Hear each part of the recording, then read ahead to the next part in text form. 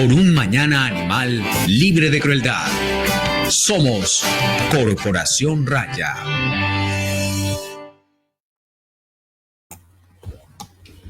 Hola, muy buenas tardes para todas las personas que se conectan con nuestro programa Ládralo.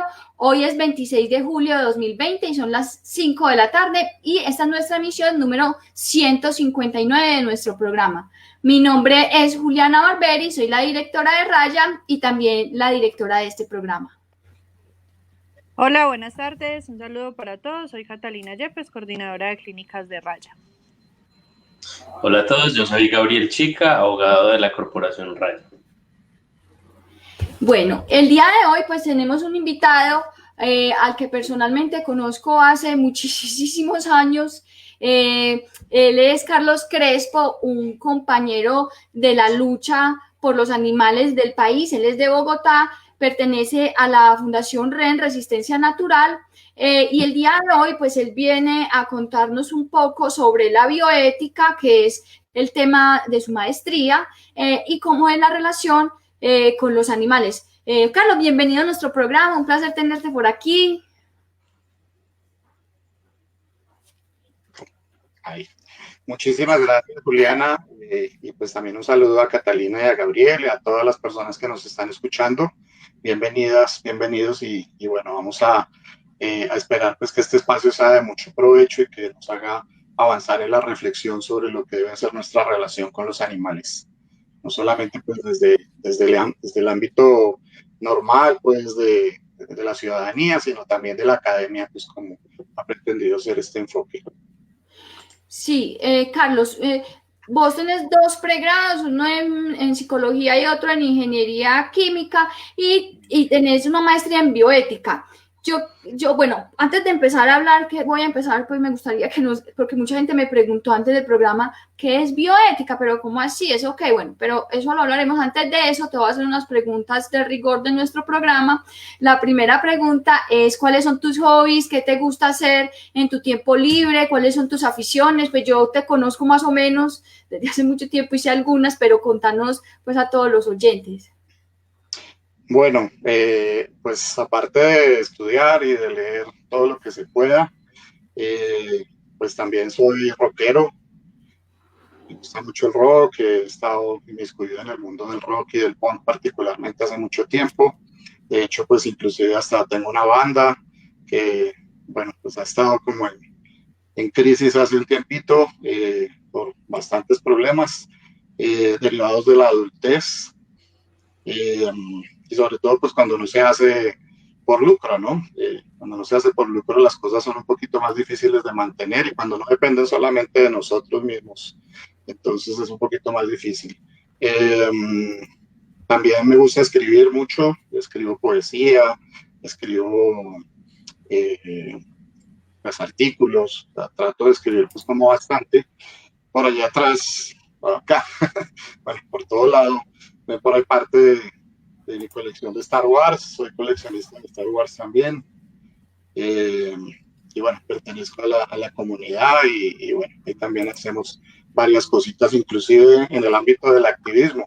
Este año tuvimos un evento muy bonito que se llamó el Star Fest Colombia, que era de exposición de figuras y bueno, de cosas de Star Wars, y cayó justo pues en los tiempos de la temporada taurina aquí en Bogotá.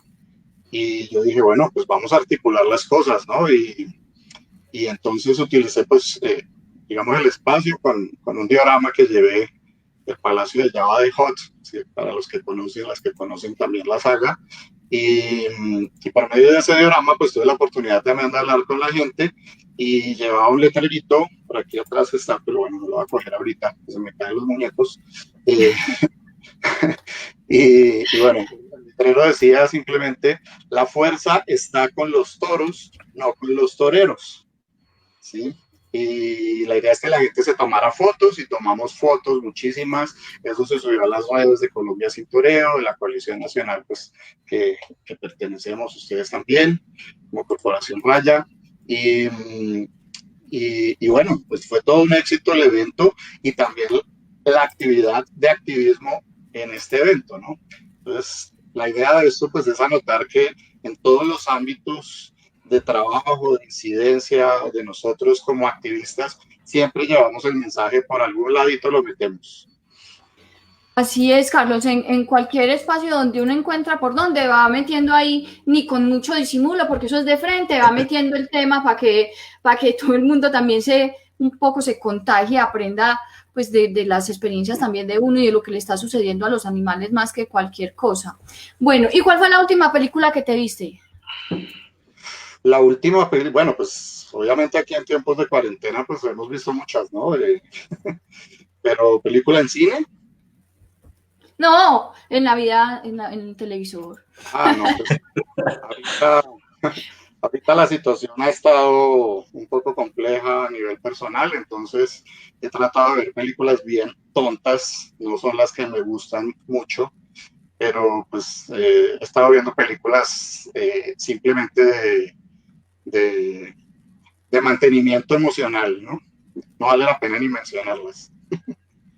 Sí, bueno, entonces ahora sí, ya como empezando con el programa, primero pues saludo a las personas que se están conectando. Recuerden que pueden hacer preguntas a través del chat de nuestra transmisión. Hola mami, mi mamá es una de nuestras más fieles oyentes y televidentes o ciberaudiencia, como se llame. También nos saluda, no estoy hablando, sí. Nos saluda Tomás Ekens Falco, espero Tomás que tu apellido se pronuncie así, nos saluda también ahí en el chat. Empezando ya con el tema, Carlos, yo quisiera que nos contaras un poco sobre qué es la bioética, porque muchas personas pues no tienen como ese conocimiento, uno oye hablar mucho de ética, pero no, el concepto de bioética de pronto es algo más desconocido, entonces, ¿por qué no empezamos como hablando de eso? Bueno, pues igual de todas formas en el contexto de la presentación, pues también perfecto. Listo, entonces si querés empecemos. Pero para adelantarnos un poquito, precisamente a estas inquietudes, la ética, pues por supuesto, está en el ámbito de la vida de los humanos hace muchísimo tiempo, como una forma de canalizar las relaciones interpersonales, sobre todo, pero la ética vieja, esa ética que conocíamos, aristotélica, de Platón, toda esa ética griega, planteaba dilemas donde no estaba en riesgo nuestra misma vida, nuestra misma integridad, no tenía, digamos, como afectación en el mundo natural, por ejemplo.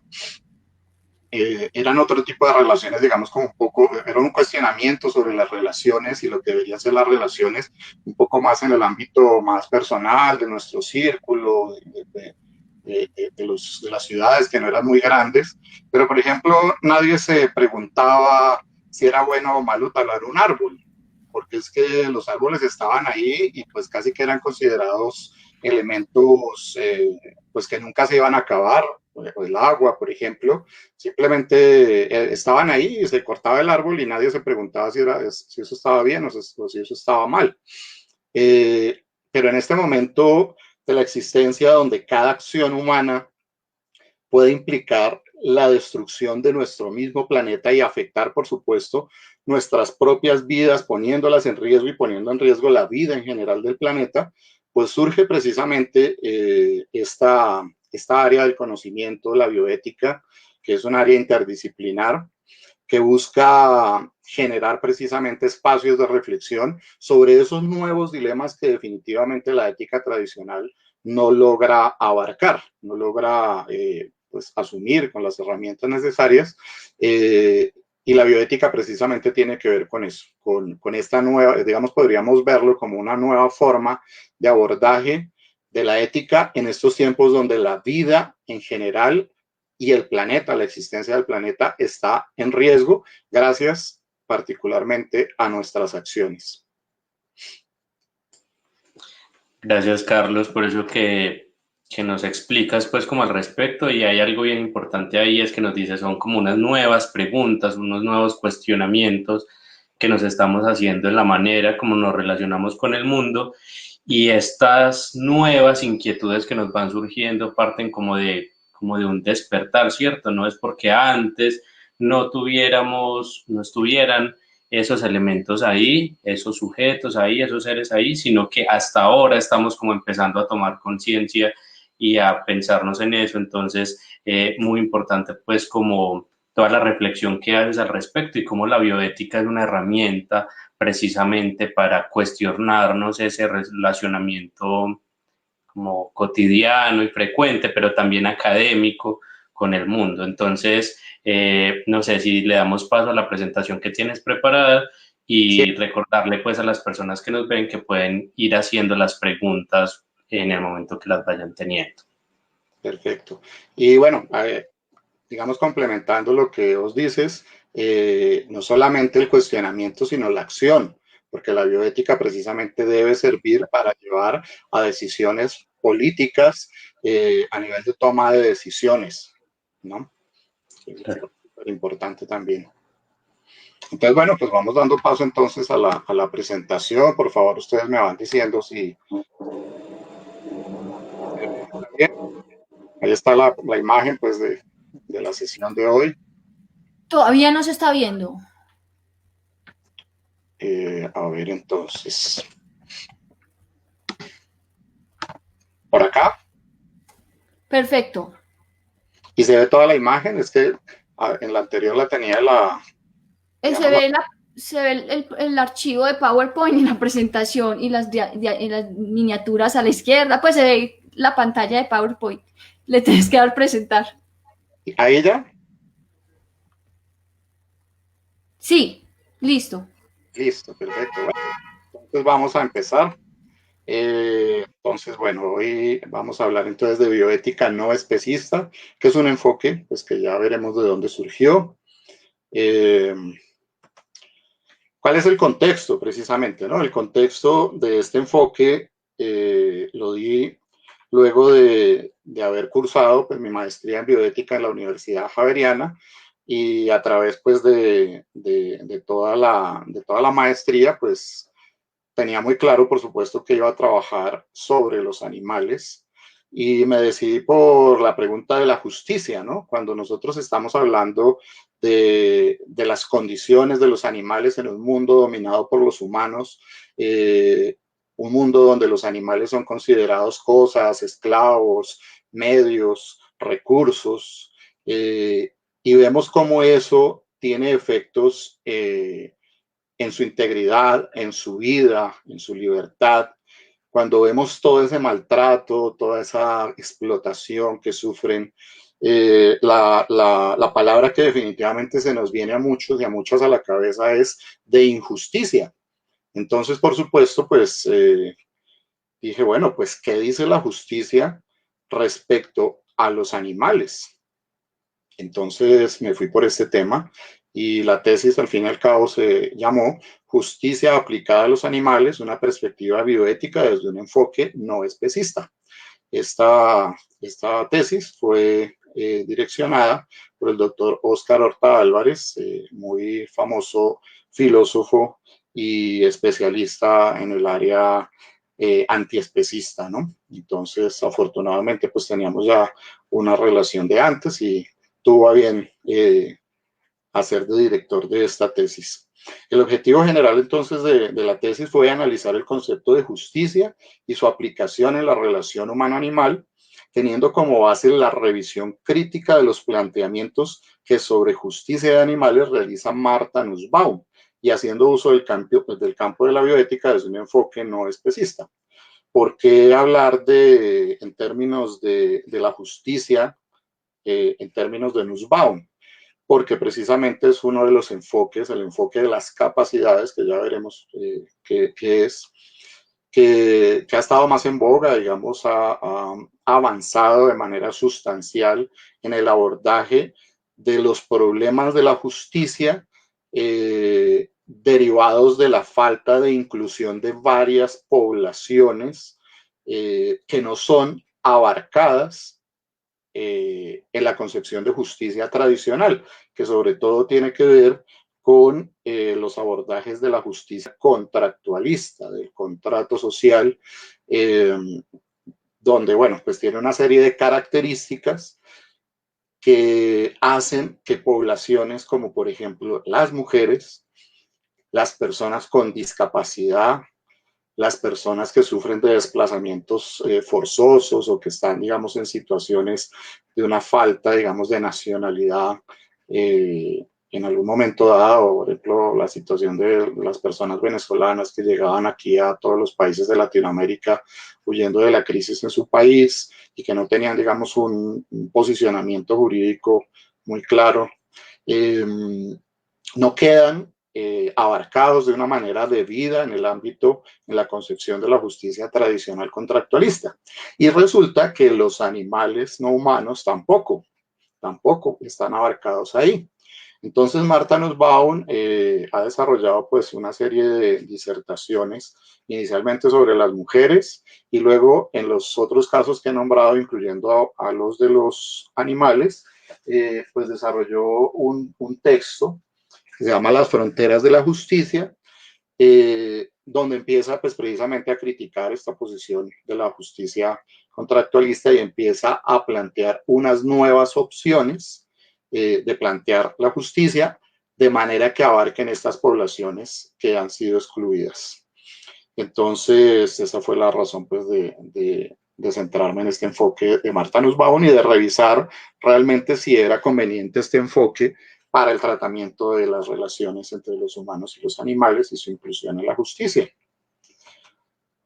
Quisiera ir recordando inicialmente, dado que estamos hablando de un enfoque no especista, que el especismo es toda una estructura, es un sistema jerárquico de dominación, con toda una serie de dispositivos que permean todos los ámbitos de la vida humana, donde los animales son sometidos, son esclavizados, son explotados, son totalmente controlados por el humano. Y este sistema jerárquico, esta cosa gigantesca que permea todos los ámbitos de la vida humana, se traduce en términos de las personas, de nosotros los humanos particularmente, en forma de prejuicios, actitudes parciales favorables a los intereses de los miembros de nuestra propia especie. Eso quiere decir entonces que para cualquier valoración en un dilema moral, priorizamos nuestros propios intereses como humanos frente al resto de los intereses, a los intereses de los animales no humanos. Este es el especismo antropocéntrico. Sin embargo, hay otra forma de especismo también marcada y es el de privilegiar los intereses de algunas especies y en contra de los de otras. Eso se da muy claramente cuando nosotros estamos hablando de los considerados animales simpáticos para nosotros, aquellos animales que nos producen gran simpatía, pues obviamente el ejemplo más claro son los llamados animales de compañía,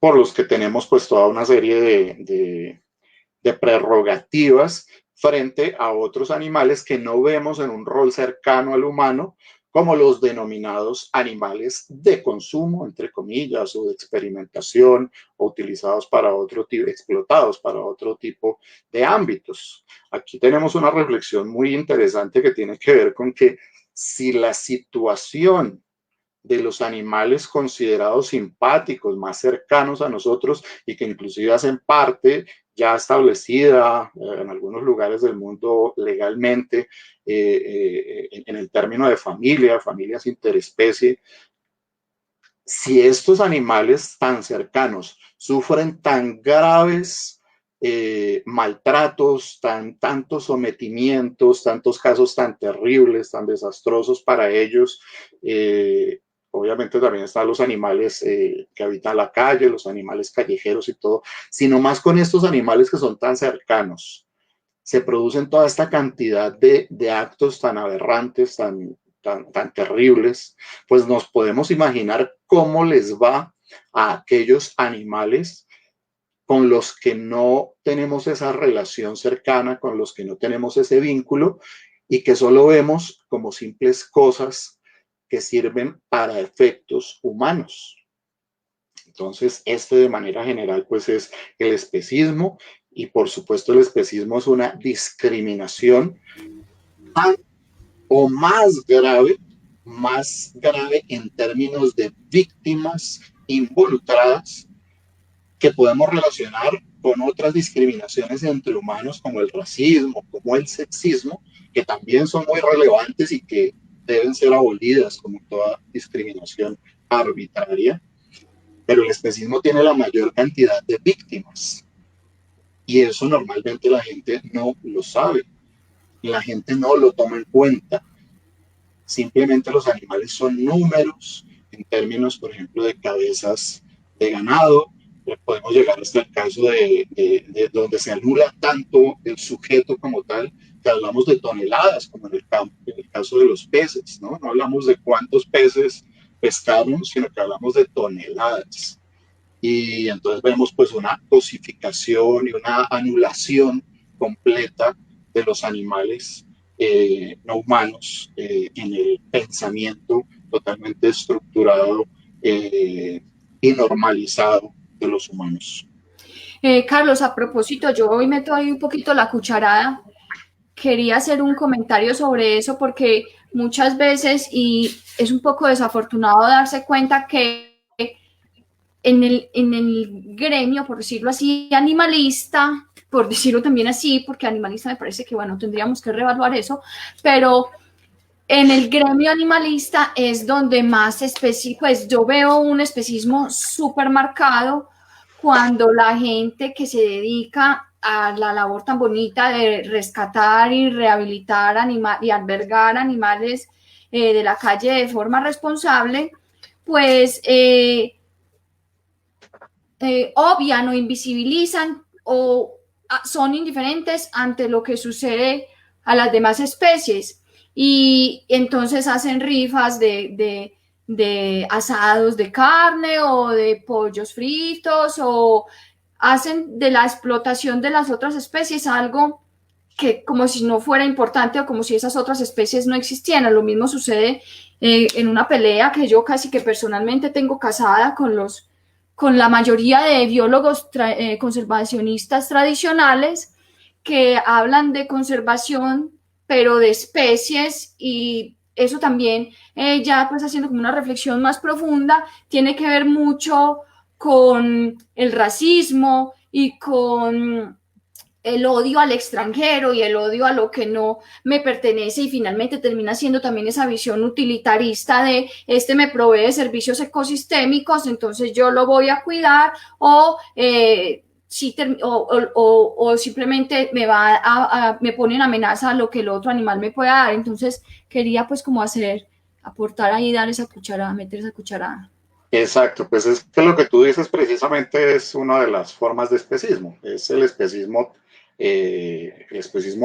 craso, ¿no?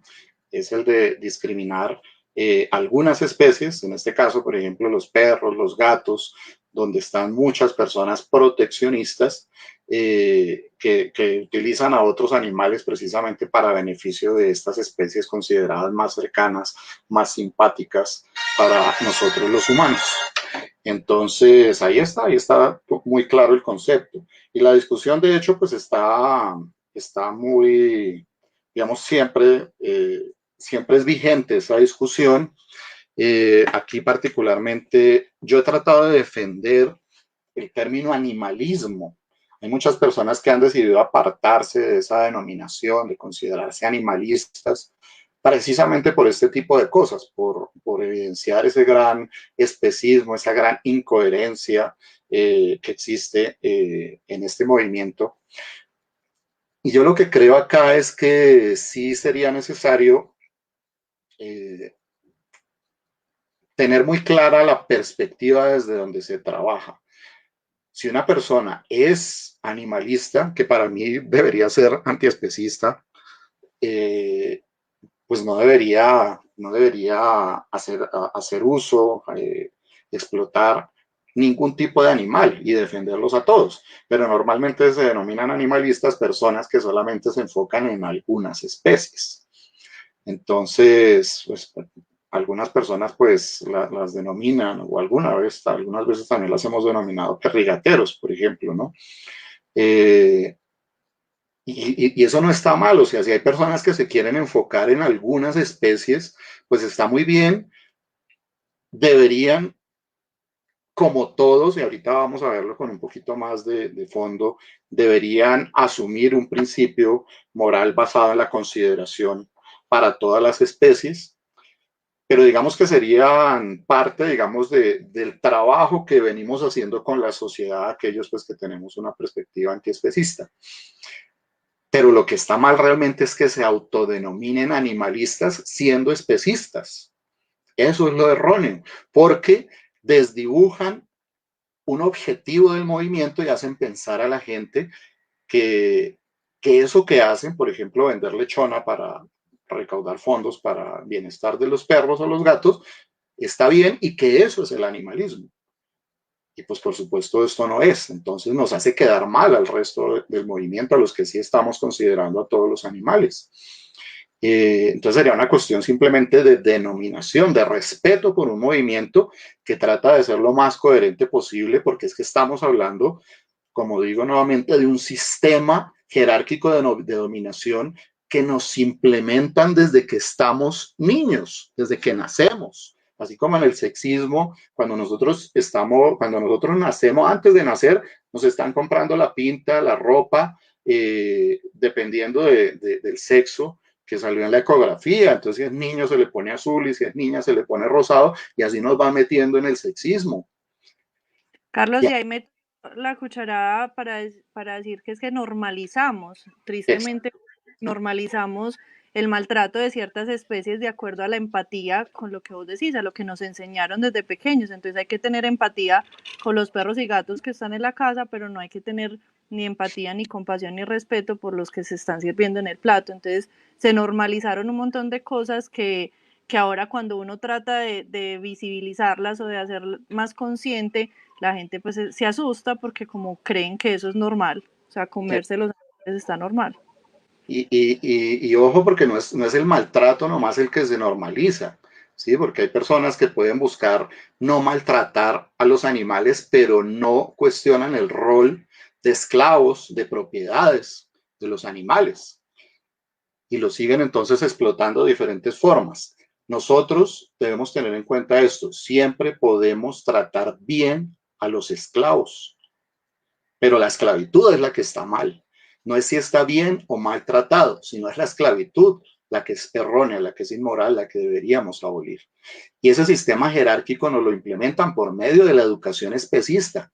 Como están muchos dispositivos, entonces nuestra familia, nuestro colegio, los amigos, todo el mundo va reproduciendo eso y vamos interiorizando eso, que es lo que precisamente tú llamas normalización. Precisamente vamos habituando todas esas respuestas que tenemos en relación al resto de animales. Y eso lo tenemos inclusive nosotros y nosotras cuando empezamos a desarrollar cierto tipo de empatía por los animales. Yo siempre pongo mi caso. Yo en mi vida de activista, que empecé a principios de los 90s, y específicamente en el ámbito antitaurino, yo duré pues casi toda esa década siendo completamente incoherente, porque estaba defendiendo una especie, los toros, que merece por supuesto que los defiendan, pero no tenía ningún problema en ir después a consumir animales en otros espacios, inclusive después de haber salido de una manifestación antitaurina.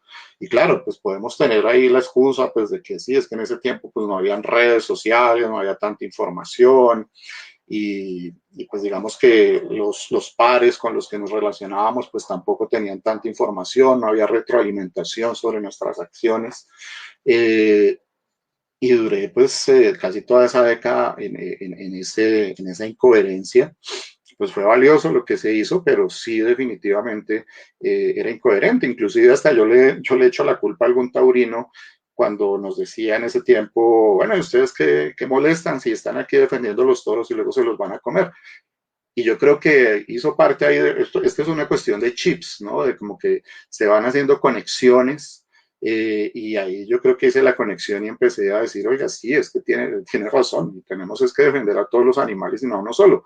Y por eso desde hace muchísimo tiempo, ya desde finales de los 90, empezamos a trabajar, pues también seguimos trabajando el tema antitaurino, pero siempre también con un volante de veganismo paralelamente, y se entregaban los dos. Mire, estamos luchando ahorita particularmente por los toros, pero es por todos los animales. Mire este volantico de veganismo y bueno, sí, o sea, haciendo un contexto de manera general, ¿no? Cuando uno, a veces hay personas en el antiespecismo o en el movimiento vegano, pues que están en contra de las campañas monotemáticas como el antitaurinismo, pero lo que se debe tener en cuenta es que si se hacen con un contexto antiespecista, en este caso, por ejemplo, pues se puede hacer de manera adecuada porque vamos abordando precisamente temáticas específicas, ¿no? No decimos simplemente estamos en contra de esto puntual, sino que hay algo mucho más grande que es el especismo, que es el que debemos derribar. Entonces, hasta nosotros mismos, como activistas, hemos sufrido pues del especismo, y no porque queramos, sino porque el especismo es tan poderoso que permea nuestro cerebro, nuestras acciones, nuestras actitudes, precisamente. Por eso es un prejuicio o actitud parcial favorable a nuestros intereses, pues porque es que estamos pensando simplemente en nosotros y vemos al otro, a la otredad. Esto también tiene que ver con cómo percibimos a la otredad, quién es el otro válido, ¿no? Yo respeto a otro, a otra, porque lo considero válido, y cuando lo considero válido normalmente es porque lo considero igual a mí, que se asemeja a mí, que tiene mis mismas sensaciones, que tiene mis mismas emociones, mis mismas reacciones, que puede sentir lo mismo que yo, y lo considero válido. Cuando yo anulo la otredad, por ejemplo, en el tiempo de la esclavitud de personas en África, de la esclavización de personas en África, tuvieron que anular definitivamente esa otredad de esas personas, no considerarlas humanas, para poder hacer las barbaridades que hicieron con ellas. Y así hacemos nosotros con los animales. Los anulamos completamente en su ser, no los consideramos iguales a nosotros. Ahí viene la pregunta de dónde es que somos iguales, ¿no? Por supuesto. Y bueno, pues la respuesta ya la tenemos clara, pues me imagino que aquí la habrán abordado muchas veces. El elemento básico es la sintiencia, esa capacidad de sentir que da la posesión de un sistema nervioso central que tenemos la mayoría de animales, y que nos da la posibilidad de sentir todo ese rango de sensaciones, desde el placer hasta el dolor. Y en ese sentido, al sentirlas, podemos ser dañados o podemos ser beneficiados, y al recibir daños o recibir beneficios, contamos con toda una serie de intereses por aumentar en la mayor cantidad posible nuestros beneficios y disminuir al máximo todo aquello que nos daña. Esos son nuestros intereses. Y esos intereses, por ejemplo, en el ámbito de los humanos, van siendo ligados a derechos morales que primero se reflexionan y luego se van convirtiendo en leyes, en derechos. Esos derechos morales se van traduciendo en derechos legales, y por eso tenemos un derecho a la vida, porque para los seres vivos la vida es nuestro mayor interés, porque nos ofrece todas las posibilidades de lograr beneficios en todas nuestras actuaciones en el mundo. Pero como también tenemos la posibilidad de ser dañados, entonces se van reflejando en leyes donde, por ejemplo, no tenemos derecho a no ser torturados. Los animales particularmente pues tienen el gran problema de que, al ser considerados medios para fines humanos, no tienen un derecho básico para nosotros, que está establecido para los humanos, que es el de no ser propiedades de nadie. Nosotros somos soberanos, libres, se supone, que tenemos muchas cadenas, pero los animales definitivamente están sometidos al arbitrio y al abuso de los humanos. Y en tanto esto, pues sufren todas las consecuencias del especismo, ¿no? Entonces, esto es una cosa muy grande, es algo es algo estructural, y por eso no es fácil muchas veces asumirlo. Y a veces simplemente lo vemos pero nuestros intereses y las ganas de mantener nuestros privilegios, esto también tiene que ver con privilegios, es más grande que cualquier otra cosa. Y sobre todo lo más terrible es que tiene que ver con que nosotros privilegiamos nuestros privilegios, aunque sean completamente superfluos comparados con la violación de intereses básicos, los más básicos de los animales. Por ejemplo, en la alimentación, cuando nosotros privilegiamos nuestro gusto, el sabor de algo que nos comemos, y que no es algo, sino que era alguien, y lo privilegiamos, ese interés que es secundario en tanto que podríamos tener esas sensaciones o mejores en otro tipo de alimentos que no conlleven explotación animal, y los anteponemos frente a los intereses más básicos de los animales, que como ya vimos son la vida, la integridad, la libertad y el derecho deberían tener de no ser propiedades de nadie. Carlos, yo ahí voy a hablar un poquito, voy a comentar un poquito sobre lo que vos decías de la igualdad y la otredad, que a mí me parece que nosotros no tenemos como, a nuestra conveniencia humana, no tenemos como una línea trazada entre lo que es el otro y lo que es igual. Entonces, cuando nos conviene, los animales son iguales a nosotros, entonces iguales no, son muy similares, entonces experimentamos en ellos porque es que vamos a obtener los mismos resultados y podemos replicar estos resultados en los seres humanos porque finalmente termina siendo lo mismo, pero para otras cosas somos completamente opuestos y entonces es ahí cuando decimos, no, pero es que son diferentes, ellos no hacen esto, no hacen lo otro, no piensan, no tal, no. Hablando sobre que lo que decías de en qué somos iguales y es esa capacidad de sentir esa sintiencia, yo pienso que también es importante que nosotros empecemos a entender que no tienen que ser ni siquiera parecidos a nosotros en ninguna forma para que los otros, como supuestos seres inteligentes, el más inteligente de los seres que ha pisado este planeta, aprendamos a convivir y a respetar esa individualidad de cada animal, porque no son especies, no son grupos, no son familias, no son simplemente animales, son unos individuos, cada uno con unos intereses particulares, con unas relaciones sociales que él valora, que él aprecia, que él quiere mantener para sí mismo y con una vida propia que él quiere continuar teniendo lo más que pueda ese animal. Saludo a Paola Piedrahita, a Andrea Guerrero y a Elisa Torres que están ahí activas en el chat. Paola habla de lo que hablábamos al principio del programa de aquellas entidades que recogen o recaudan fondos a través de la explotación o maltrato de otros animales. Ella se pregunta cómo es que los eventos donde recogen fondos con comida vegana pueden ser tan exitosos y yo me pregunto cómo es que uno puede justificar simplemente la obtención de un recurso económico con el sacrificio de la vida de un animal. Yo pienso que si a usted no le quiere comprar porque no tiene carne un producto, entonces ese no es el cliente, ese no es la persona con la que usted debería estar entablando una relación, porque es que no se trata de salvar a unos mientras explotamos a otros.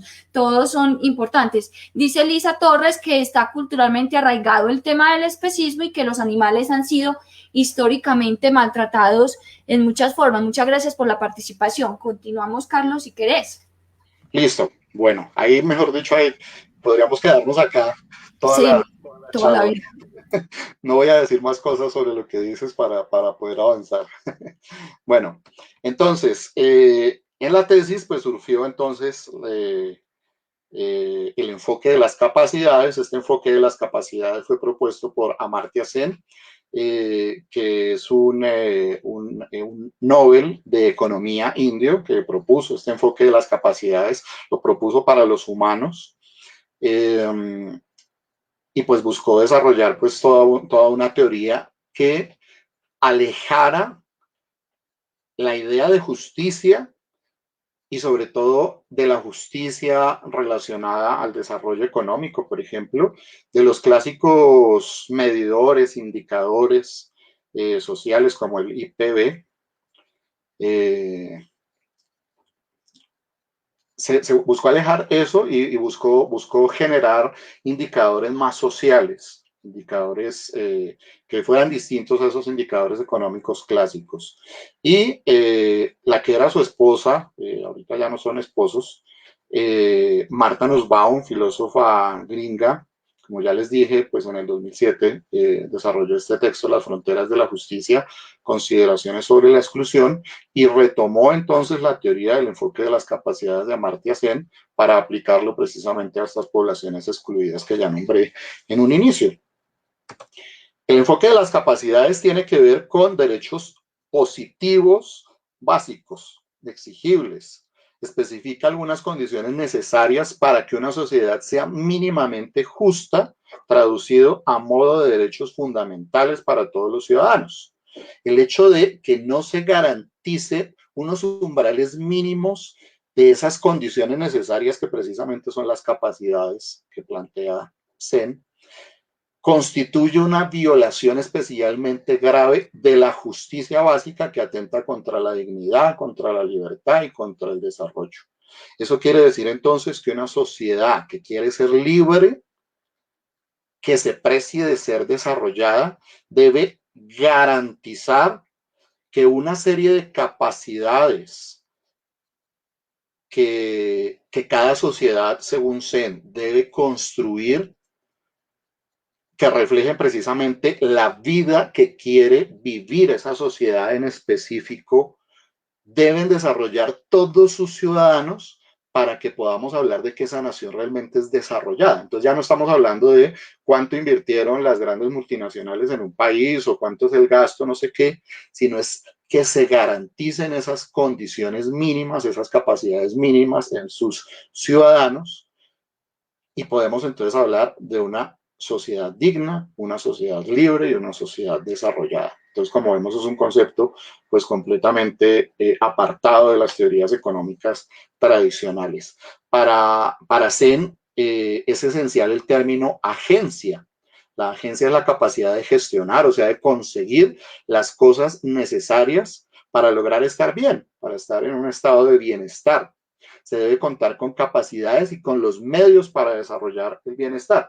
No es suficiente con que se tengan las capacidades, pero si no existen los medios para hacerlo, pues tampoco vamos pues a lograr esta agencia. Entonces, esto es en general lo que planteó Amartya Sen en su desarrollo.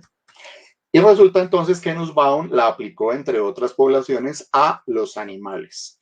Entonces, las capacidades en los animales son aquello que cada individuo de una especie animal efectivamente es capaz de hacer y ser, de acuerdo a lo que Martha Nussbaum denomina la norma de especie. La norma de especie simplemente es una serie de características que cada especie pues hace, que está directamente relacionada a una vida acorde con una idea de la dignidad animal. Y plantea que los animales son capaces de agencia. ¿Sí? Pueden agenciar, pueden conseguir desarrollar su propia vida, también la vida que quieren vivir, que es la vida pues, que la naturaleza pone pues, a cada una de las especies. Para este enfoque, desde la perspectiva de Nussbaum, hay una significación ética en el desarrollo y florecimiento de esas capacidades básicas que son innatas, que han sido valoradas como buenas y centrales. Aquí estamos hablando pues de que son los humanos pues los encargados pues de construir esto. Hay algo de sesgo que se critica en varios elementos del enfoque, pero que al fin y al cabo nosotros también hacemos cuando estamos hablando de relacionarlos con las personas, con los humanos, por ejemplo, con los que no podemos tener una comunicación fluida o que no la podemos tener, como con los bebés. Tenemos que imaginarnos sus deseos, tenemos que imaginarnos sus motivaciones, tenemos que imaginarnos sus dolores, atendiendo que los veo similares a mí. Y siento pues que si a mí me dolió, si lo pellizco, entonces no le debo pellizcar al bebé, y si se pegó pues le va a doler igual que me dolería a mí, y por eso pues lo puedo imaginar, ¿no? La imaginación. Entonces, estas capacidades que son valoradas como buenas y centrales, pues tienen esa significación especial, ética, y se encuentra dañina la frustración o el malogramiento de dichas capacidades. Cuando no permitimos cuando no damos la posibilidad de que se desarrollen las capacidades o no se permiten los medios para que esas capacidades se desarrollen o se mantengan y más bien se inhiban, ¿sí? Entonces, por ejemplo, aquí vemos el caso de un león pues en una planicie por allá de África, todo bonito, todo despelucado, con su gran melena, y listo, pues a hacer lo que un león tiene que hacer. Y aquí en la otra foto de la izquierda, de la derecha, perdón, vemos pues el lastimosamente célebre caso del león Júpiter que murió a principios de este año y que sabemos qué pasó, ¿no? Se lo llevaron a otro lado donde ni siquiera le dieron comida, lo tenían en unas condiciones pues terribles y obviamente fue un león que perdió absolutamente toda su esencia como ser leonino, ¿no? Entonces, esto hace que sea imperativo promover el desarrollo pleno de las capacidades y eliminar todos los obstáculos para que las capacidades no se desarrollen, buscando para los animales una vida floreciente que sea dotada de una dignidad relevante para su especie. Esto es en general lo que dice el enfoque de las capacidades en Martha Nussbaum. En la tesis pues hice toda una serie de críticas desde el antiespecismo al enfoque de Martha Nussbaum, reconociendo igual que fue un avance muy significativo en términos del abordaje de la justicia para los animales, pero que sin embargo pues sí refleja varios elementos pues que tienen que ser definitivamente superados para lograr realmente una plena consideración para los animales y sobre todo que varios de los elementos que ella utiliza para defender el enfoque de las capacidades en otras poblaciones, precisamente como en el mismo libro, pues como la población en condición de discapacidad, por ejemplo, no los plantea con el mismo rigor y con el mismo sentido para los animales, planteándolo en el mismo texto. Entonces, en general, las críticas al enfoque que realicé en la tesis fue la minimización del papel de la sintiencia. Para ella lo relevante pues son las capacidades, pero digamos lo que no desarrolla, creo yo, de manera adecuada es que las capacidades que ella plantea para los animales, aquí vemos, digamos, una diferencia con Sen, Amartya Sen, cuando habló de las capacidades para los humanos, no se atrevió a mostrar una serie de capacidades mínimas para todos los humanos, por ejemplo.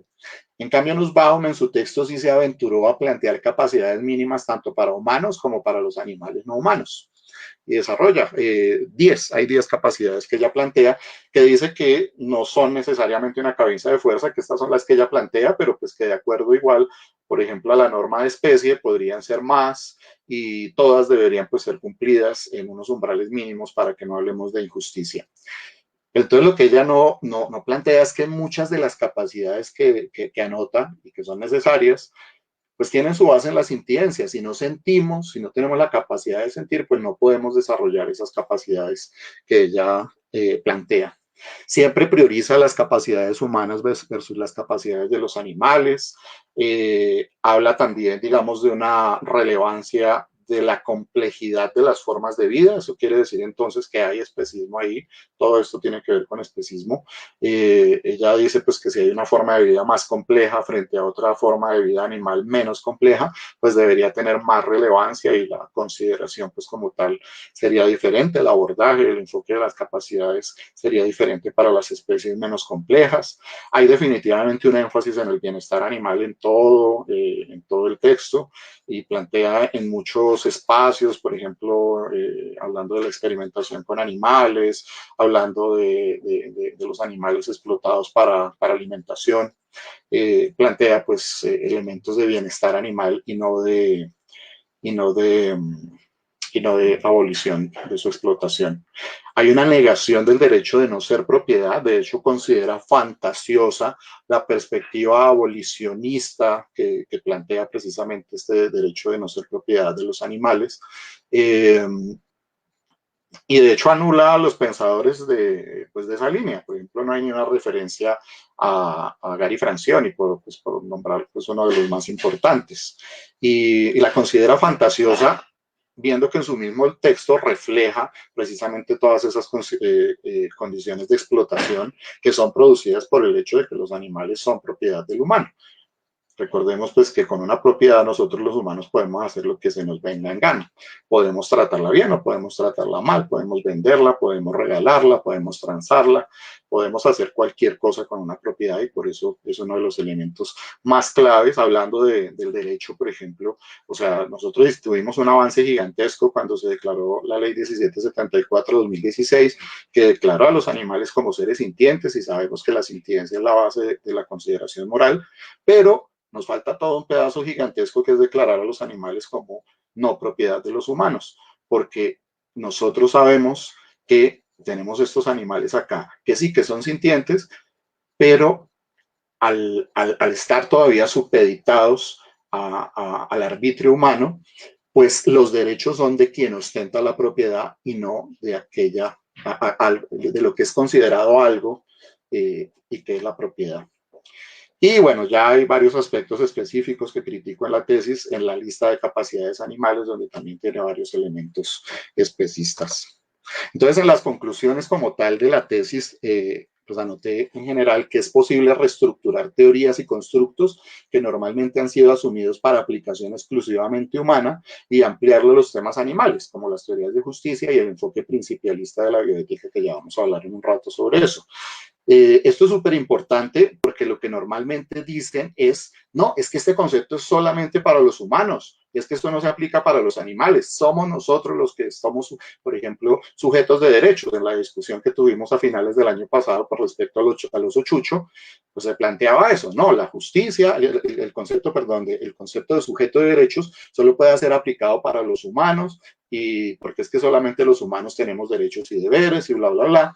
Y esto lo que impide es tener una discusión más amplia, donde identifiquemos que son nuestros sesgos definitorios los que no nos permiten ampliar el concepto. Es así de simple. Si nosotros queremos reestructurar el concepto, y ahorita vamos a ver más adelante cómo se reestructuran más conceptos, se puede, simplemente si nosotros queremos y hay voluntad para ello. No hay nada exclusivamente para nosotros, porque es que nosotros fuimos los que estructuramos esas ideas y podemos seguirlas reestructurando, y el conocimiento no es estático, los conceptos no son estáticos, y cada vez que vamos teniendo desarrollos, en este caso, por ejemplo, morales, pues definitivamente tenemos que ampliarlos, ¿no? Entonces, Marta nos vamos a dar la tarea de ampliar la teoría de justicia y aplicarla a los animales. Eso pues es muy valioso.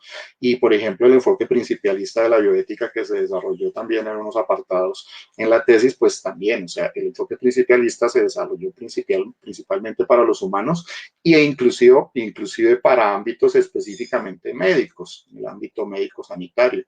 Entonces, aquí lo que vimos es que sí se pueden utilizar estos conceptos para aplicarlos a otros ámbitos. Otra de las conclusiones, la ampliación de la cobertura de la justicia para cubrir a los animales no humanos de la forma que propone Nussbaum sigue siendo insuficiente a la luz del enfoque no especista, como lo vimos en la diapositiva anterior. Entonces, lo anterior tiene como efecto que en sus planteamientos existan espacios donde es posible mantener la estructura de dominación especista, lastimosamente. Y definitivamente para este enfoque de Nussbaum la prioridad es reducir los niveles de abuso contra los animales, pero no abolir su explotación. Otras conclusiones, que la bioética debe y puede ser coherente en cuanto a ética de la vida, y en este caso de la vida sintiente, y que en este campo se puede tener un enfoque no especista, que no priorice los intereses humanos frente a los de los demás animales, que eso lo vamos a desarrollar ahorita. Entonces se ofreció la condición de posibilidad de crear y fortalecer un enfoque no especista en bioética con una lectura desde las víctimas, no de los victimarios, porque es que normalmente nos centramos antropocéntricamente en los victimarios, que somos los humanos. Precisamente el especismo hace eso, privilegiar los intereses de los humanos cuando tenemos un dilema moral frente a los animales no humanos. Entonces aquí lo que se pretende es hacer una lectura desde las víctimas de la explotación especista, que no valide tampoco la terminología ética y bioética asociada a la regulación de la explotación animal, que delimite la deliberación reiterativa en dilemas humanos y otros animales, y que sea más concluyente en recomendaciones y conclusiones, que no busquen simplemente regular las actividades de explotación animal, sino la abolición de la esclavitud de los animales. Y este enfoque pues ya se empezó a desarrollar pues desde esa época, iniciando con la tesis, y lo plantea así: una bioética no especista. Por ejemplo, en un espacio que compartimos con Juliana en México, hice una ponencia en un evento grande de animales en el mundo que se llama Minding Animals, y pues allá desarrollé precisamente la ponencia por una bioética no especista. Entonces, ahora sí, pues bioética. ¿Qué es bioética? Aparte de lo que les planteé hace un rato, pues digamos de manera general y pues ateniéndonos simplemente a la parte de la palabra como tal, ética de la vida. La bioética es la ética de la vida. Bios, vida, ethos, ética.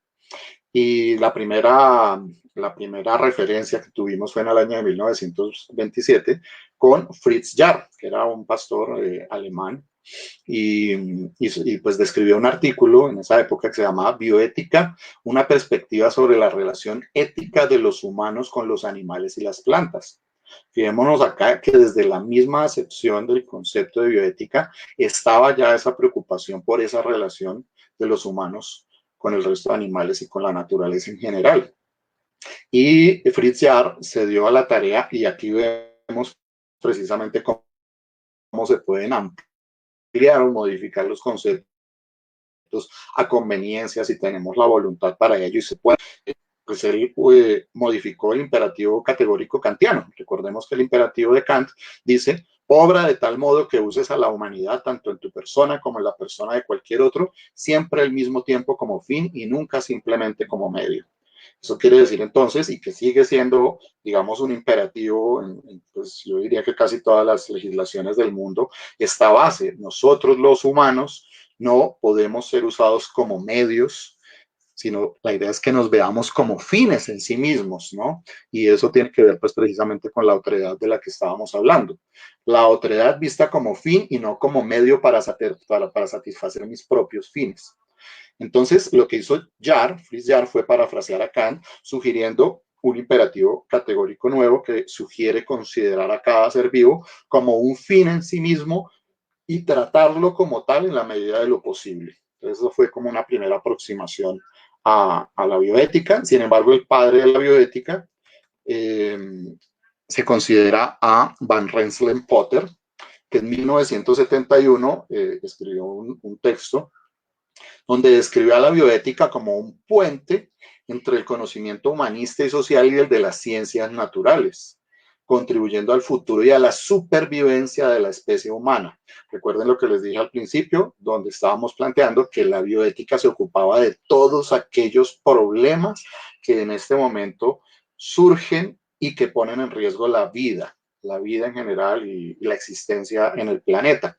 Entonces, para ello Potter dice: necesitamos crear un puente que empiece a poner a hablar ese conocimiento humano y social con las ciencias naturales. No pueden ir por lados separados, sino que tienen que encontrarse en un punto para disertar y tratar de resolver problemas éticos y prácticos de los que se está dando actualmente, ¿no? Entonces esa fue esa primera aproximación de Potter. Tiene una frase que a mí siempre me ha encantado. También plantea la bioética como el conocimiento de cómo usar el conocimiento. Y eso nos da una perspectiva pues también de su pensamiento en cuanto a la reflexión ética sobre que no todo vale en la aplicación del conocimiento.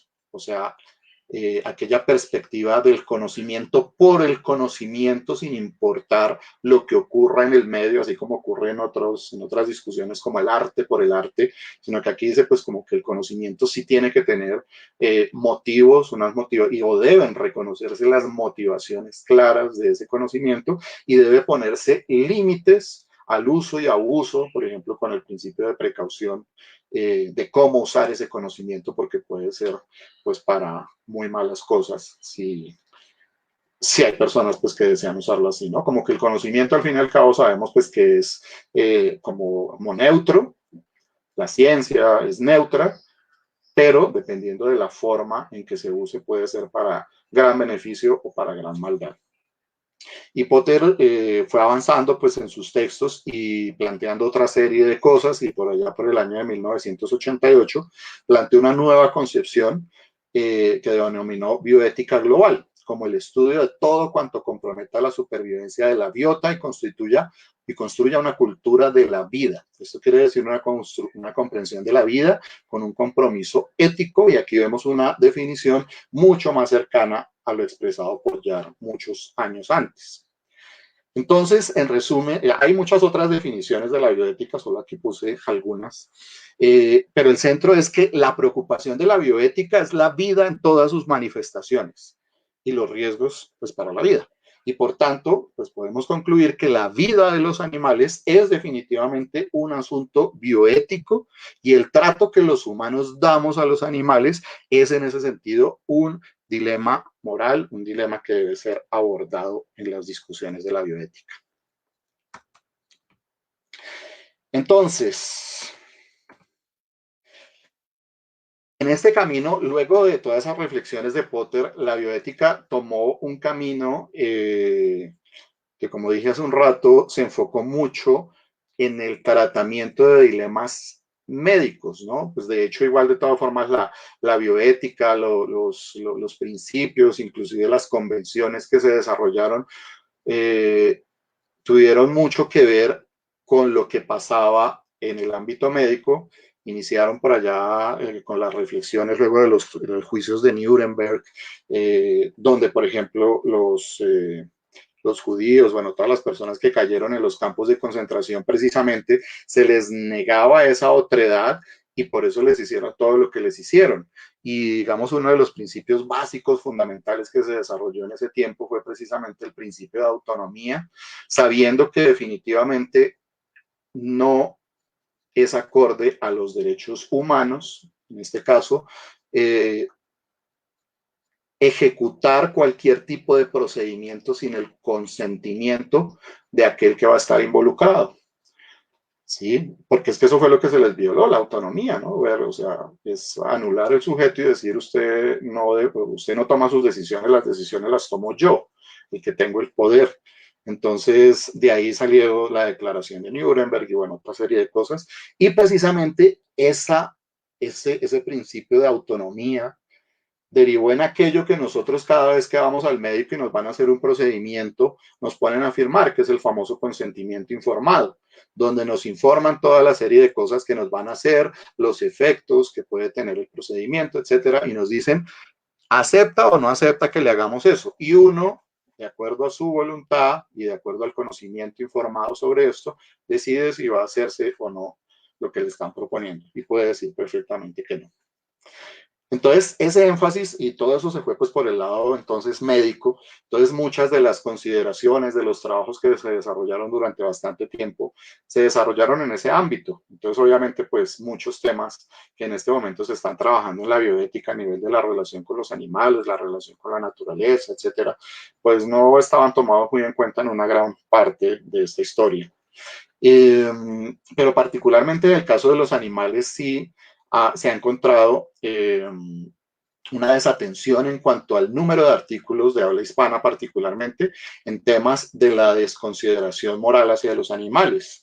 El profesor Celi también habla de que todas las escuelas de bioética en general son antropocéntricas y lo ecológico, y ahí pues incluye también la parte de los animales, lo considera solo una mediación servil para los intereses humanos. O sea, cuando se trabaja el tema de los animales o de la naturaleza es para ver cómo es que nos benefician y no en el ser en cuanto ser, por ejemplo, de los animales. En el campo de la investigación con animales, mayormente se ha dado por sentada la justificación de la experimentación con animales. Ha salido una cantidad de textos, de documentos, donde se habla de la bioética en la experimentación con animales.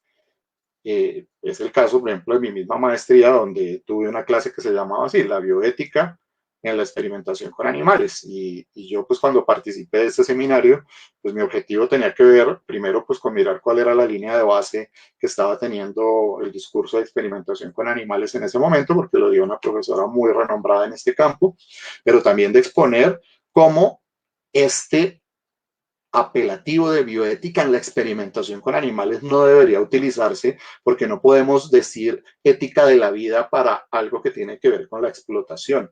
Deberíamos, si quieren, utilizar otro tipo de términos, pero no bioética. En la experimentación con animales igual se sigue usando, y ellos lo plantean en términos de bienestar animal. La bioética en experimentación con animales o en otros campos tiene que ver con buscar las mejores condiciones para los animales, pero sin cuestionar el rol que tienen los animales como esclavos y haber anulado completamente su ser para explotarlos allá sin ningún tipo de consideración. O a veces argumentan de una manera frontal contra la consideración moral hacia estos. Hay textos que definitivamente inclusive denigran sobre el movimiento o sobre la teorización antiespecista, abolicionista, etcétera, y pues siguen siendo completamente antropocéntricos, ¿no? Ya hablé del énfasis en los análisis bioéticos en el campo médico. No sé si hay alguna anotación hasta acá. Seguimos oyéndonos bien. Sí, Carlos, tenemos unas preguntas en nuestra transmisión en Facebook. Ankex Nature, me perdonan si pronuncio mal, nos pregunta: la norma de especie hace referencia a que los individuos de determinada especie pueden y deben desarrollarse de conformidad a las capacidades de su especie. ¿Qué pasa con las relaciones interespecie? ¿Permitirían el florecimiento del individuo? Esta es pues una pregunta que nos hace con relación a la norma de especie. También hay unos comentarios en Facebook que están orientados a decir que el derecho se ha mostrado como reticente, resistente a considerar a todos los animales como merecedores de derechos, y que aún existiendo instrumentos internacionales y algún tipo de normas, pues sigue como teniendo ese freno para considerarlos.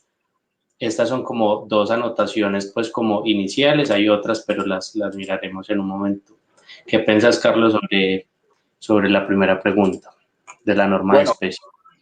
Precisamente Marta Nussbaum plantea como una de las capacidades que deben ser respetadas en umbrales mínimos para todos los animales, su capacidad de relacionarse con otras especies. Y cuando estamos hablando de la relación con otras especies, pues estamos planteando precisamente pues las que normalmente tienen en sus ambientes naturales.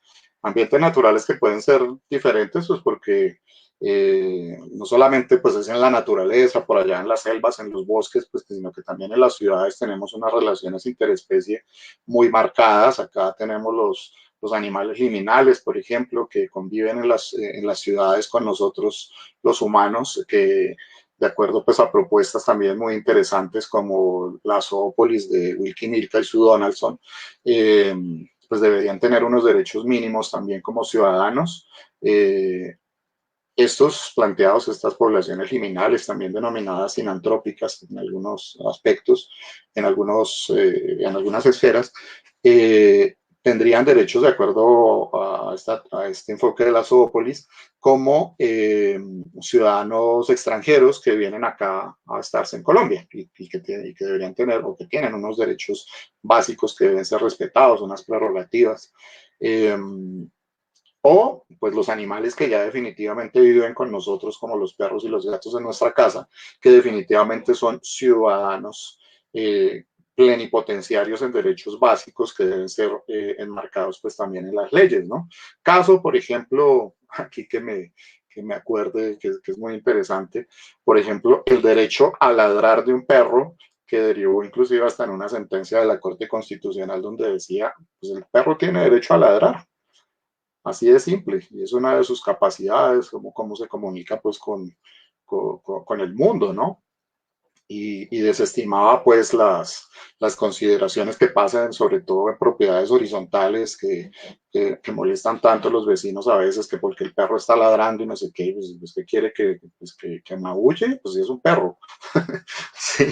Entonces, efectivamente, en el contexto, por eso la teoría de las capacidades se enmarca territorialmente, ¿no? O sea, Marta Nussbaum hace una lista de 10 capacidades generales, pero también anota, pues como lo que dijo Amartya Sen en su momento para los humanos, que Amartya Sen no se aventuró a plantear una lista de capacidades, sino que dijo, cada territorio, cada comunidad, cada sociedad hace su lista de capacidades y mira qué es lo que tiene que desarrollarse, incluida la relación con la otredad, ¿no?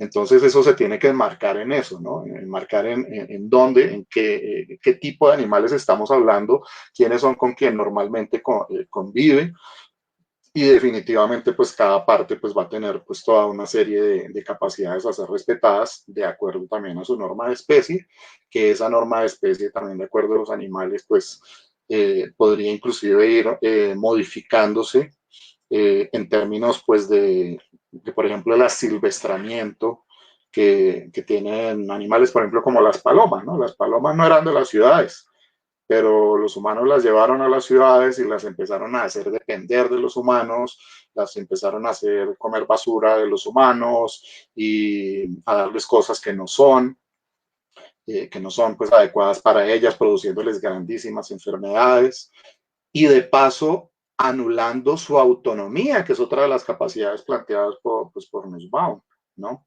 No en el término como tal de una capacidad, sino en el contexto, pues digamos, del nombre de una de las capacidades que plantea, la autonomía es absolutamente clave y de la autonomía es la que estábamos hablando ahorita, que de hecho hace parte grande del desarrollo de la bioética, fundamental, porque cuando alimentamos a las palomas estamos desincentivando sus capacidades naturales de gestionar, de agenciar en términos del enfoque de las capacidades, su propia alimentación. Y eso, como dijimos en el enfoque de las capacidades, tendría derivaciones hacia la injusticia, hacia una vida no digna, una vida dependiente de los humanos para un ser que no debe estar dependiendo de nosotros, porque es libre, pues digamos que es semilibre, ¿no? Es asilvestrado en las ciudades, ¿no? Entonces, bueno, esos son temas ahí que son largos, pero pues bueno. Y el derecho, pues sí, por supuesto, es que el derecho es antropocéntrico, ahí no hay nada que hacer. Y la idea es que pues vayamos paso a paso incidiendo en los espacios políticos, y lo hemos logrado de a pocos, ¿no? Haber incidido en la misma ley 1774, en las últimas leyes que hemos tenido grandes de los animales que son de carácter abolicionista, por lo menos de algunos pedacitos de las formas de explotación animal, como es el caso de los circos con animales, del recientemente aprobada ley de prohibición de experimentos con animales para fines cosméticos, cuyo compañero Eduardo Peña estuvo hace un rato también en este programa, hace unos días. Pues Adi, que fue pues el coordinador, y igual de todas formas muchos estuvimos ahí pues también aportando pues para este proyecto de ley, para que se hiciera realidad. El compañero Eduardo Peña y la compañera Yani Mateus, por medio de Adi, donde trabajan, pues estuvieron liderando pues este proceso, y bueno, un saludo también para ellos. Entonces, Carlos, vamos paso a paso. Carlos, ya estamos, pues, este tema da como para 3 o 4 programas realmente, porque, pues, no solamente el tema per se es muy interesante, sino que, pues, vos tenés muchísimo conocimiento al respecto y además genera muchos interrogantes en las personas que están escuchando, pero, pues, se nos está acabando un poco el tiempo, entonces yo quisiera, para que no se me queden unas preguntitas que hay en el chat,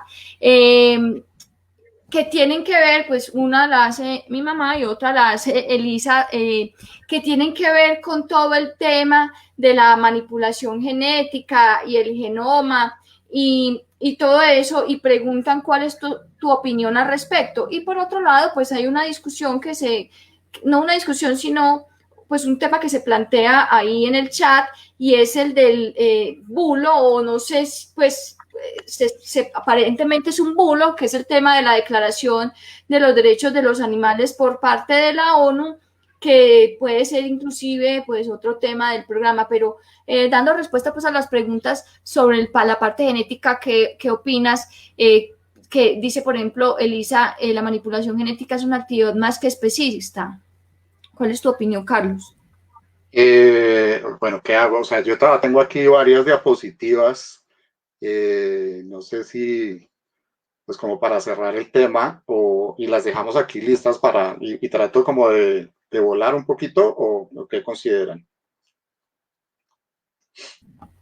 ¿Cuánto crees que puede ser el tiempo extra? Llevamos hasta el momento 1 hora y cuarto. 1 hora y cuarto. ¿Cuánto tenemos? No, pues no tenemos tiempo porque finalmente es nuestra página y eso, pero pues sería bueno como ponerle un límite porque muy bueno sería quedarnos aquí 4 horas en este tema tan interesante, pero pues habría que ponerle un límite. Sí, listo. Voy a volar más bien, entonces, y yo aquí tengo anotados pues estas preguntas. De todas maneras, Proveniente. esperamos para otro programa segurito. Eso, listo. Bueno, vamos a seguir rápidamente. Entonces, la bioética debe ser coherente en términos de su pretensión de ser una ética de la vida, en este caso de la vida sensible, y en el presente trabajo, pues en la tesis, se considera que esta área de conocimiento puede y debe tener un enfoque no especista que no priorice los intereses de los humanos en detrimento de los intereses de los otros animales. En bioética es normal el uso del método deliberativo. En la bioética se delibera para llegar a acuerdos o consensos que superen conflictos, ofreciendo razones que puedan ser aceptadas por todos los afectados. Pues eso es buenísimo, ¿no? Nos ponemos a dialogar, nos ponemos a charlar interdisciplinariamente, transdisciplinariamente, como queramos, y la idea pues es llegar a un punto. El gran problema es que cuando nos quedamos deliberando y deliberando, ¿no? O cuando se delibera específicamente. Entonces, uno de mis ejemplos claves, pues es la sentencia 666 del 2010, quizás muchos la conocen, donde se estableció, pues se trabajó sobre las excepciones de las leyes de protección animal en Colombia, la tauromaquia y sus relacionados, las peleas de gallo, el coleo y las corralejas. Y bueno, en general, la Corte Constitucional hizo una valoración de la tauromaquia como tradición que debe ser respetada para los pueblos, y la explotación, el maltrato animal, la violencia contra los animales es evidente en estos espectáculos. Y aceptó las dos. Deliberaron e hicieron un equilibrio y dijeron, sí, esta es una actividad de maltrato, debería desaparecer, los animales aquí sufren mucho, pero es una actividad tradicional de los pueblos y las tradiciones también deben respetarse y pues deben valorarse, y hasta decisión legislativa en contrario, Congreso de la República, pues vamos a mantener las corridas de toros solo en los lugares donde tradicionalmente e interrumpidamente se han venido realizando. Y entre las limitantes que le puso la tauromaquia, aparte de esta limitación de los lugares, perdón, dijo, debe morigerarse el dolor de los animales explotados en estos espectáculos exceptuados.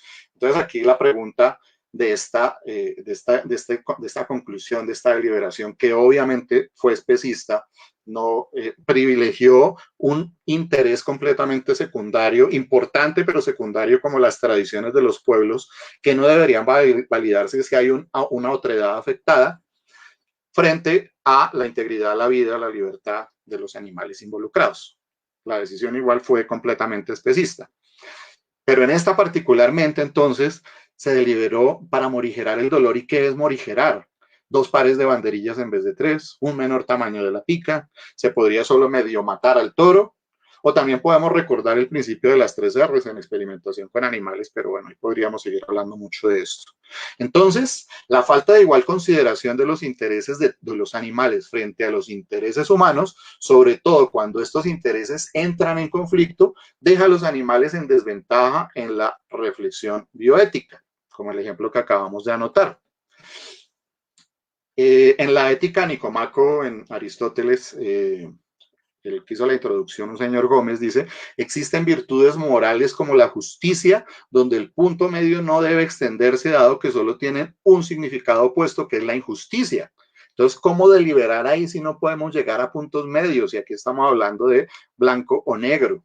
Es necesario para no mantener un foro deliberativo abierto para siempre y evitar lo que Goodman y Thompson en el 97 llamaron la reiteración en la deliberación, hacer uso de cualquiera de las escuelas de bioética, aplicando un enfoque no especista en el análisis para llevar a conclusiones con un alcance de recomendación a modo de decisión moral normativa concluyente y, de ser posible, con incidencia en lo jurídico, llevando a aliviar las injusticias hacia los animales. Porque hasta ahora en el campo de la bioética normalmente se mantiene la deliberación y como que se ha buscado evitar llegar a conclusiones y a recomendaciones básicas con respecto a los animales. No entraríamos en una deliberación sobre si los violadores tienen derecho a violar o qué consideraciones podríamos hacer. Simplemente se toma una posición, no solo en la bioética, sino en general en el mundo, y se dice, no hay un derecho a violar a nadie, está violándose su principio de autonomía, y listo, punto. No vamos a deliberar sobre eso. Entonces, la pregunta es, ¿por qué no podemos hacer eso en el caso de la explotación de los animales?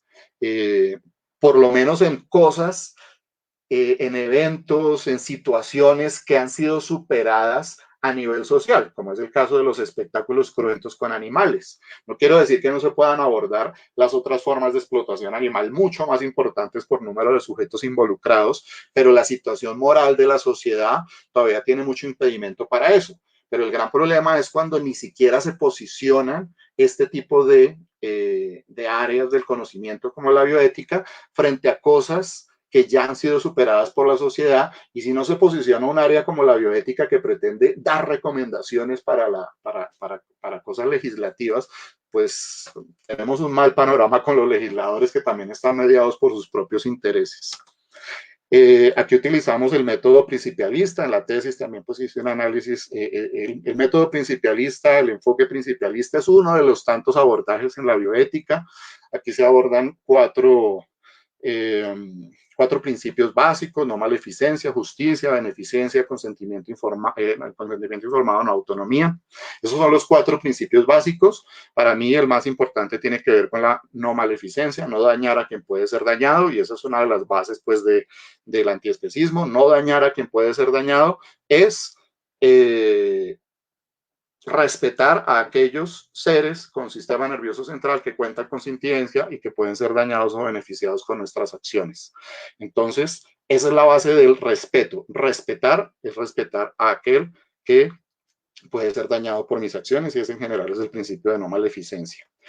El objetivo de utilizar el principialismo pues es simplemente proporcionar mayor contenido a la deliberación sobre las relaciones de explotación humanas y de los animales, y que pueda servir en diferentes escenarios para toma de decisiones y recomendaciones. No es la única forma de abordaje, igual hay otras formas hay otras escuelas de la bioética, pero pues esta fue, digamos, como la que asumí en la tesis también, y es interesante. Hay otros principios que debemos tener en cuenta que son súper claves también, que no son los de Beckham's y Children's, pero que son claves de nombrar, por lo menos acá, cuando estamos abordando bioéticamente el tema de los animales: el principio de igual consideración moral de intereses, que implica no tratar casos similares en diferentes formas. Esto hace que decidir usar animales arbitrariamente en formas que se rechazarían en cualquier humano, pues viole precisamente este principio de igual consideración. Y hay uno muy bonito que es el principio del permiso. Engelgard, un autor que en el 95 dijo, no, ese principialismo, esos 4 principios no me gustan y no sé qué. Mire, el único principio para considerar algo como moral o inmoral es la capacidad de dar permiso. Para la modalidad basada en el principio del permiso está bien lo que tiene permiso para la persona afectada, no importa que los otros lo consideren inmoral, lo que sea, pero si yo doy permiso, es moral para Engelgard. Y esto del permiso tiene que ver nuevamente con el principio de autonomía, a pesar de que lo haya denigrado en ese momento. Entonces, el análisis de los principios, cuando se tienen en cuenta los intereses de los animales, puede tomarse como un todo, ya que cada uno de ellos ofrece elementos que muestran en general que ninguno de los principios parece tener conflictos entre sí. Cuando utilizamos este método principialista, lo que buscamos es mirar a ver qué es lo que entra en conflicto en cuanto a los principios, haciendo los análisis de la situación moral. Pero acá, cuando estamos hablando de la explotación animal, se viola el principio de autonomía, no hay principio de beneficencia, se viola el principio de justicia, se viola el principio de autonomía, todos se violan, no hay conflictos, y en ese concepto, pues cada uno de ellos, pues en el especismo es violado, y obviamente la recomendación sería acabar con la explotación animal, ¿no? Esto lleva a la tesis de que en la bioética, en una concepción de bioética global no antropocentrista, como la planteada por Potter, emulando también a Fritz Jarr, deba defender, ojalá, una posición en la que los animales no humanos sean vistos como individuos merecedores de plena consideración moral, y en este sentido, que la resolución de los dilemas éticos que involucran la relación humano-animal tengan un sentido de justicia que abarque con igual importancia que para los humanos los intereses de los animales. Y aquí está, ya es como para finalizar la presentación. Dado el estado actual del enfoque teórico de las relaciones entre humanos y otros animales en la bioética, en su mayoría antropocéntrica, probablemente todavía no se pueda esperar una decisión moral desde esta área del conocimiento que rechace el especismo. Pero el análisis presentado, pues ojalá sirva de base, y eso es lo que se pretende, para lograr lo que podría ser una bioética no especista que estamos construyendo paso a paso. Y estos son ahí mis datos. Ahora sí nos vamos con las preguntas. Ahí tienen los datos a las personas, yo los voy a poner de todas formas ahí en la pantalla para las personas que quieran comunicarse con Carlos y seguir teniendo esta discusión tan interesante y seguir a Resistencia Natural, que ya lleva muchísimos años, muchísimos trabajando en Bogotá por diferentes causas animalistas. Si quieran de pronto conocer más de la organización, pues ellos están en Twitter y en Facebook, los pueden encontrar como Resistencia Natural.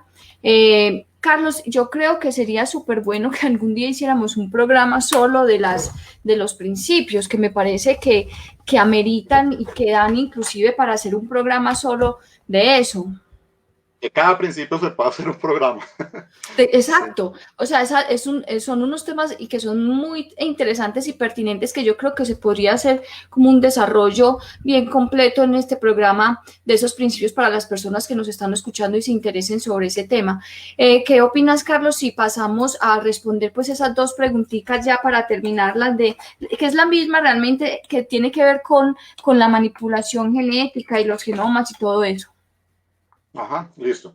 Bueno, creo que ya había notado en algún momento que la ciencia es neutra, el conocimiento es neutro, pero lo que se hace con ese conocimiento, las motivaciones de ese conocimiento, realmente son lo que marcan la diferencia, ¿no? Porque es que digamos, no sé si están familiarizados con el término eugenesia. Eugenesia es la mejora genética. Y este término eugenesia está muy relacionado, o lo han relacionado mucho, con los nazis. Con los nazis, pues porque buscaban generar por medio de procedimientos eugenésicos la raza pura, la raza perfecta, como lo denominaban erróneamente ellos. Y bueno, buscaban hacer estudios pues también hay con aquellas personas que tenían sometidas en los campos de concentración.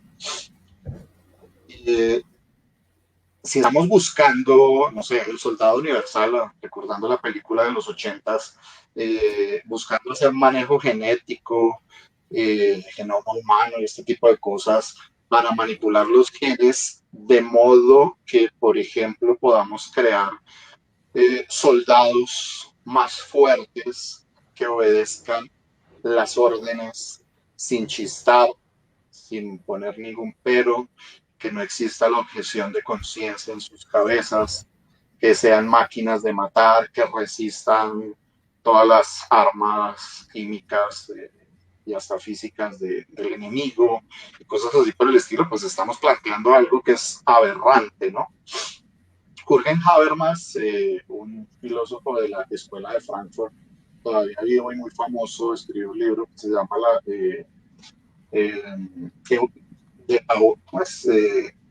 eugenesia liberal, no me acuerdo ahorita todo el nombre, pero bueno, ahí plantea precisamente que la eugenesia podría inclusive desarrollar métodos que alteren tanto la vida, particularmente de los humanos, que se elimine definitivamente el humano que conocemos y ya surge otra cosa que ya no es un humano porque ya está tan modificado, pues que definitivamente ya perdió todo lo que lo hacía humano de acuerdo a las características que conocíamos, sino que ya son otras.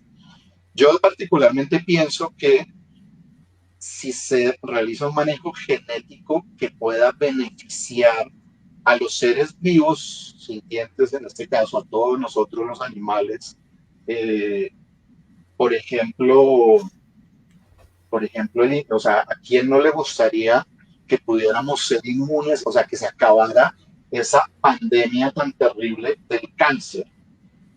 El cáncer, que dicen que es curable, que no sé qué, pero miles de personas siguen padeciendo los efectos, miles de millones de personas siguen muriendo. Pues es algo tan terrible al que no se le ha podido dar realmente una solución y que inclusive muchas veces son más graves los efectos de las mismas medicinas que se usan para contrarrestar el cáncer que el mismo cáncer, poniendo precisamente en un dilema moral a las personas y a sus familias sobre qué hacer en cuanto a si seguir un tratamiento o no de este tipo. Qué maravilla que no pudiéramos tener que enfrentarnos a estos dilemas, sino simplemente decir ya no hay cáncer por medio de manejo genético, eliminar esta réplica de células malignas en el interior de las personas o de los animales, porque a los animales no humanos pues, también les da cáncer. Y también hemos visto esos efectos también de los animales con tratamientos terriblemente costosos y que para los animales es muchas veces peor porque precisamente a nivel especista y hablando del principio de igual consideración, normalmente por lo menos las familias, no el sistema médico, hace lo más que puede para lograr preservar la vida y la integridad de las personas, porque la vida humana se considera lo más valioso. Pero cuando estamos hablando de la vida de los animales no humanos, muchas veces se valora el costo de los tratamientos. Y en este caso hay un dicho totalmente especista que dice, más vale la correa que el perro. Y aquí vamos viendo cuál es el valor de la vida de los animales a pesar de que son los animales simpáticos para nosotros, ¿sí? Entonces, inclusive muchas veces, por ejemplo, hay un animal, me acuerdo de casos cuando había vehículos de tracción animal acá en Bogotá que se fracturaba pues un caballo y pues la opción era inmediatamente y sin cuestionarse nada la eutanasia cuando había la posibilidad, y eso pasa también con muchos perros, con muchos gatos, podrían tener un tratamiento, pero son tan costosos que la gente, sus tenentes, no están dispuestos a asumir esa carga económica. No hay unas EPS que atiendan a los animales, entonces muchas veces recurren a estas medidas, existiendo tratamientos posibles que los puedan aliviar y pudieran los animales poder seguir viviendo. Si es para experimentar en términos de la experimentación con animales que lleva o deriva al uso, a la explotación de los animales para toda la cantidad de fines para los que los utilizan, porque lastimosamente los utilizamos como reactivos biológicos y así les dicen, ni siquiera les dicen animales, sino reactivos biológicos, los sujetos experimentales para abordar todas las temáticas pues de beneficio atribuido para los humanos, pero que beneficio realmente no lo es tanto, porque la mayoría de experimentos que se realizan con animales, incluido el manejo genético, involucran simplemente una coartada moral y legal, procedimental para validar productos que salen al mercado, que si dañan a los humanos, sustentan las demandas posibles de aquellas personas que fueron dañadas por esos productos, ¿sí? Entonces, simplemente dicen, desarrollamos todos los procedimientos, hicimos todos los procedimientos, no hubo ninguna reacción adversa, hicimos aquí pruebas con los animales, con nosotros, bla, bla, bla, y al cabo el producto afectó a alguien y ya, aquí está simplemente la coartada legal para ellos y la moral, porque no dicen lo que debería ser. que si va a existir un producto para atención de determinada dolencia humana o animal, pues se debe experimentar es con los sujetos propios involucrados, ¿sí? Los humanos necesitamos experimentos con nosotros mismos y hay muchas personas que estarían prestas a hacerlo, ¿sí? Pero los protocolos rigurosos establecidos por los experimentadores hacen que no se permita que muchas personas interesadas en el ya, en lo inmediato, porque están padeciendo una enfermedad catastrófica, por ejemplo, y potencialmente mortal, y dijeran, yo aquí estoy, experimenten conmigo lo que sea, porque ya no tengo nada que perder, y no los dejan, porque no, primero tenemos que cumplir la fase de no sé qué, no sé cuántos. Ahorita, en términos de la COVID-19, ahorita lo que deberían estar haciendo los laboratorios es ir directamente a lo que necesitamos y en la fase de pruebas con humanos. Hay cientos de miles de personas que están siendo infectadas por la COVID todos los días y muchos están tan fregados que quisieran que les dieran alguna medida para poder paliar los efectos de la COVID, ¿sí? Y lo que están haciendo los experimentadores es perder tiempo sabiendas que realmente esa experimentación con animales no les sirve porque al fin y al cabo siempre van a terminar en la fase de experimentación con humanos y los humanos vamos a ser sujetos experimentales de los productos de estas personas, de estas farmacéuticas, de estas empresas, ¿sí? Entonces, realmente depende, digamos, del contexto, por eso existe la bioética, porque al fin y al cabo, pues, digamos, los análisis tienen que ser muy casuísticos, ¿no? Hay análisis, por supuesto, generales, pero se deben tener, pues, digamos, en cuenta muchísimas variables y por eso se necesita de la participación de bastantes profesionales en diferentes perspectivas para responder a cada dilema. ¿Y la otra pregunta cuál era?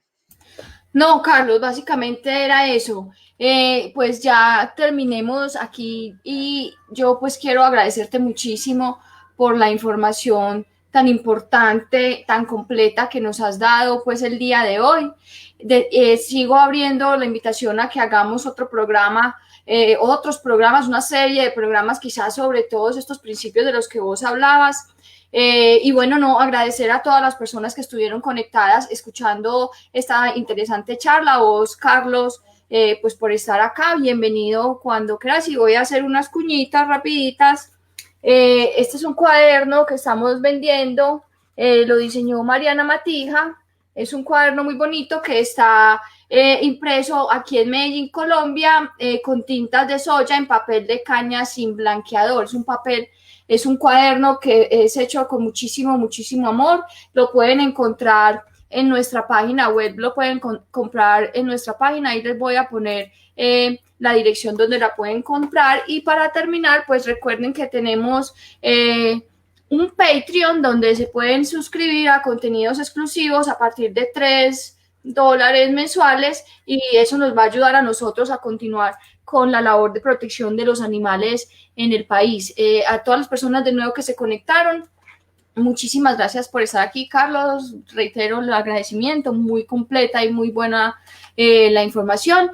Y nos volvemos a ver entonces el otro domingo con otro tema de interés para los que queremos y protegemos a los animales. Muchas gracias. Gracias, Julianita. Gracias a todos y todas. Hazte vegan. Ese es el respeto para los animales. Muy bien, es cierto. Chao, Carlos, gracias. Chao. Chao. Chao.